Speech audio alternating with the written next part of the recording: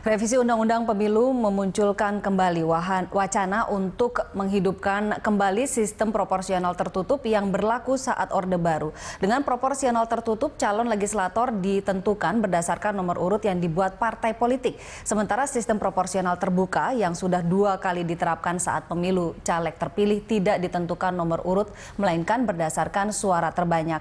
Jika revisi dilakukan, sistem pemilu seperti apa yang paling relevan untuk kondisi politik bangsa saat ini? Apakah dengan mengevaluasi sistem proporsional terbuka harus kembali ke sistem proporsional tertutup? Benarkah jika sistem proporsional tertutup diberlakukan akan memperkuat oligarki parpol? Kita akan mendiskusikannya bersama pengamat politik Burhanuddin Muhtadi dan juga Ketua DPP Nasdem Taufik Basari, dan nanti akan bergabung bersama kita Ketua DPP Golkar Habibune Zulkarnain. Selamat malam Bapak-bapak. Mas Taufik dan Mas Burhan. Terima kasih sudah hadir di Berita 1 TV. Dan pemirsa, kami juga mengundang Anda untuk ikut berpartisipasi dalam perbincangan kami pada malam hari ini. Silakan Anda menghubungi nomor telepon yang tertera di layar televisi Anda. Ya, kita akan memulai perbincangan kita pada malam hari ini. Kesempatan saya kasih ke Pak Taufik, Mas Taufik terlebih dahulu. Bagaimana Anda melihat munculnya nih wacana kembalinya sistem proporsional tertutup? Ya, kami melihatnya itu sebagai satu langkah mundur. Ya, kenapa? Karena ketika kita menerapkan proporsional terbuka, itu merupakan langkah yang maju dengan kita menghargai suara rakyat. Ya. Rakyat punya kesempatan untuk memilih siapa orang yang dianggapnya bagus, mempunyai rekam jejak yang bagus, bisa dipercaya untuk kemudian dipilih menjadi wakil rakyat. Nah, ketika kembali ke proporsional tertutup, maka kita serahkan sepenuhnya kepada proses di dalam partai politik yang belum tentu juga bisa menampung orang-orang yang baik ini. Nah, saat ini kan kita butuh wakil rakyat ini diisi oleh orang-orang yang memang punya kemampuan tinggi, punya rekam jejak bagus, dan berbagai hal yang menurut saya itu menjadi satu pilihan-pilihan yang baik bagi masyarakat. Kalau kemudian kita kembali kepada sistem tertutup, maka menurut kami ya itu kemunduran. Kita harus kembalikan lagi kepada sistem terbuka. Oke, tapi harus kita akui dari 2 pemilu ini kan sistem proporsional terbuka juga tidak sempurna gitu, masih banyak kekurangannya. Mas sendiri melihatnya seperti apa, Mas Burhan? Ya, sebenarnya begini, sistem proporsional tertutup itu tidak semuanya dilakukan pada masa Orde Baru juga. Tahun 1999, pertama kali setelah kita lepas dari cengkeraman Orde Baru, itu kita juga menggunakan sistem proporsional tertutup.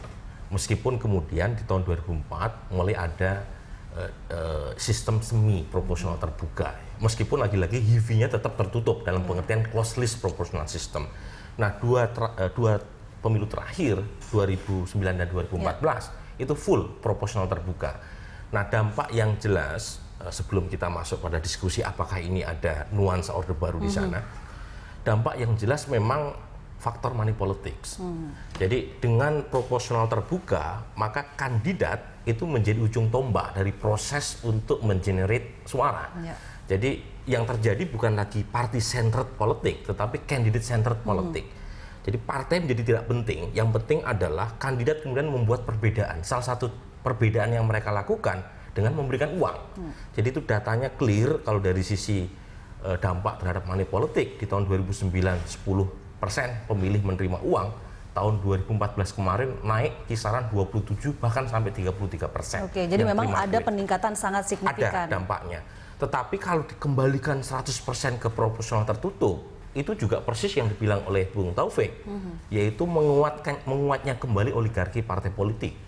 Dan tentu saja rakyat tidak punya kuasa untuk menentukan siapa yang duduk di DPR, karena elit partai lah yang menentukan berdasarkan nomor urut. Akibatnya money politik juga terjadi di konteks proporsional tertutup, tetapi lebih elitis. Jadi antar elit di dalam partai politik, tidak melibatkan masyarakat. Nah, sekarang coba kita duduk dengan sangat jernih. Menurut saya coba pikirkan alternatif lain. Bisa misalnya mix proporsional system, ya, dengan menggabungkan antara proporsional terbuka dengan proporsional tertutup, atau yang paralel. Intinya dalam sistem pemilu itu banyak alternatif yang kita bisa kedepankan, kita diskusikan tanpa buru-buru mengedepankan faktor politik. Saya sebut faktor politik adalah, coba lihat, yang menginginkan proporsional tertutup kembali dihidupkan kan rata-rata dari partai besar gitu. Iya. Jadi ini yang kita harus duduk lebih jernih, mengenyampingkan faktor politik yang muncul di kalangan elit sambil kita mencari format yang lebih jangka panjang. Masa sih tiap kali pemilu kita ganti sistem pemilu gitu ya. Sepertinya kita nggak pernah punya satu skema tata kelola politik yang bersifat jangka panjang dan bisa ini untuk kepentingan bersama. Jika kita lihat sistem proporsional terbuka yang digunakan 2 kali pemilu kemarin, apakah ini memang sudah benar-benar sistem yang baik, yang memang ideal? Karena kan atau mungkin ada beberapa persyaratan atau instrumen yang masih perlu disempurnakan lagi. Bagaimana best practices-nya? Nah, kalau misalnya dari sisi ini ya, dari sisi stabilitas politik, dari sisi bagaimana kita mengedepankan sistem kepartian yang lebih kuat, memang proporsional terbuka itu lebih dekat ke sistem distrik. Nah, kalau ke sistem distrik saat yang sama juga tidak terlalu menguatkan pada posisi peran partai, yang dikhawatirkan adalah lonceng kematian partai politik. Karena orang tidak lagi bicara soal diferensiasi platform atau ideologi partai, tetapi orang bicara soal kandidat yang mencoba mendekati pemilih secara langsung tanpa bicara mengenai apa yang menjadi platform partainya, tapi bicara soal kandidat yang bersangkutan, misalnya dengan politik personalisme. Nah, itu yang kemarin tampak gitu ya. Nah, apakah itu bisa diselesaikan? Bisa. Kemarin kan nggak jalan tuh law enforcement ya terkait dengan money politik, kemudian juga terkait dengan misalnya peran-peran partai politik yang dikesampingkan, terjadi perang saudara. Saya ingat betul ya, saya kebetulan disertasi saya mengenai ini. Itu banyak sekali pernyataan yang menyatakan, misalnya Nurul Arifin, proporsional terbuka membuat pemilu Indonesia seperti perang Suriah, perang saudara antar satu kandidat di dalam partai. Kemudian pembicaraan-pembicaraan yang memunculkan pergesekan yang cukup kuat di intra-party competition. Nah, yang ini kan bisa diselesaikan, misalnya tanpa harus mengubah 100% total kembali ke proporsional tertutup. Nah, dugaan saya mereka yang menginginkan kembali ke proporsional tertutup memang punya motif lain. Nah, apa tuh Mas, motif lainnya? Partai-partai besar ini, itu partai-partai yang sejak lama zaman Orde Baru rata-rata sudah punya investasi gitu ya. Karena itu memori pemilih juga lebih kuat ke sana.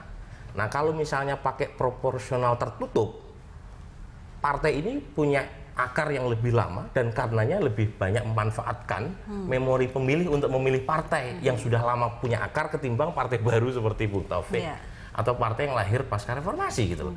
Jadi memang kelihatan ada motif politik yang kuat di sana, meskipun lagi-lagi kita harus duduk bersama. Mungkin kalau saya pribadi menyarankan ada mix. Ini ya, jadi jalan tengahnya begitu, jalan tengahnya, dicampur jadi, antara atau sistem Jerman, terbuka yang disempurnakan gitu, atau sistem tertutup yang Jerman, kemudian New Zealand, kemudian Korea Selatan, Jepang pada taraf tertentu pakai sistem mix. Jadi jangan 100% terbuka karena akan menghilangkan peran partai di sana, tapi juga jangan 100% tertutup. Nah, formatnya seperti apa kita diskusikan gitu loh. Oke. Ya, kita tahan dulu. Saya harus jeda terlebih dahulu Mas Burhan dan Mas Taufik. Pemirsa jangan kemana-mana, kami akan kembali.